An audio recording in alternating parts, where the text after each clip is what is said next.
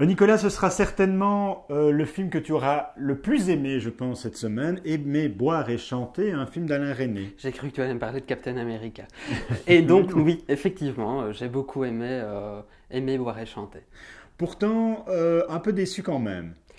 Non, j'ai été surpris, mais pas déçu réellement. Des surprises, ça veut dire quoi là? Parce qu'en fait, Alain Resnais joue vraiment avec les attentes du spectateur tout au long du film. Donc, il construit un film qui est à la fois réaliste et complètement artificiel.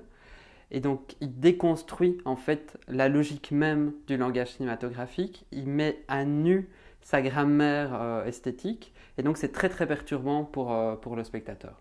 Un protagoniste est condamné à mort. C'est un protagoniste, il a un cancer fulgurant. Et donc, différents protagonistes qui sont en train de répéter une pièce de théâtre vont lui donner un rôle au sein de cette pièce de théâtre.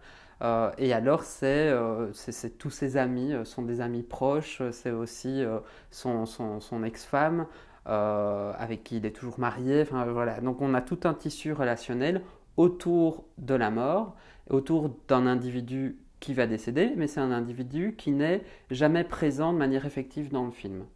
Alors, tous ces individus, ce sont toujours les mêmes? C'est sa famille, en fait, d'acteurs? Alors, il y a des nouveaux. Je veux dire, on parle souvent d'une famille d'acteurs avec Resnais. Donc, on a à nouveau Sabine Azéma dans le film, qui n'a plus quitté Alain Resnais depuis leurs premiers amours cinématographiques. On a à nouveau André Dussolier. On retrouve aussi des personnes qui étaient dans le précédent film. Hippolyte Girardot, mais on a une nouvelle, on a Sandrine Kiberlin qui arrive vraiment dans peut-être ce que certains qualifieraient de troupe ou de famille, mais voilà. Elle avait témoigné son amour pour le cinéma d'Alain Resnais auprès du réalisateur et lui a répondu quelques années plus tard par la proposition d'un rôle. Moi, j'aimerais savoir si tu parles d'une pièce de théâtre, le jeu, il est théâtralisé ou il est juste? Il y a plusieurs gammes de jeux en fait. Donc ça peut être perturbant aussi. Il n'est pas forcément théâtralisé, il est théâtralisé peut-être par rapport à des caractères au sein du film. Maintenant, il est très perturbant pour nous, spectateurs, parce que justement, il y a tout un décorum qui est très artificiel. Les bâtiments existent de différentes manières, c'est-à-dire qu'ils sont filmés. On y arrive via des travelling et on arrive vers ces bâtiments. Ils sont aussi dessinés avec des travelling à nouveau sur le dessin et puis ils sont en tissu et donc ça rappelle vraiment quelque part le théâtre avec des photographies mises en carton qui font les éléments de décor mais aussi avec des éléments de décor réalistes. Et donc on est dans un entre-deux, mais cet entre-deux-là n'est que cinématographique. C'est-à-dire qu'il y a vraiment du mouvement qui est cinématographique, il y a un montage qui est vraiment très très intéressant toujours chez Alain Resnais, qui est le propre du cinéma.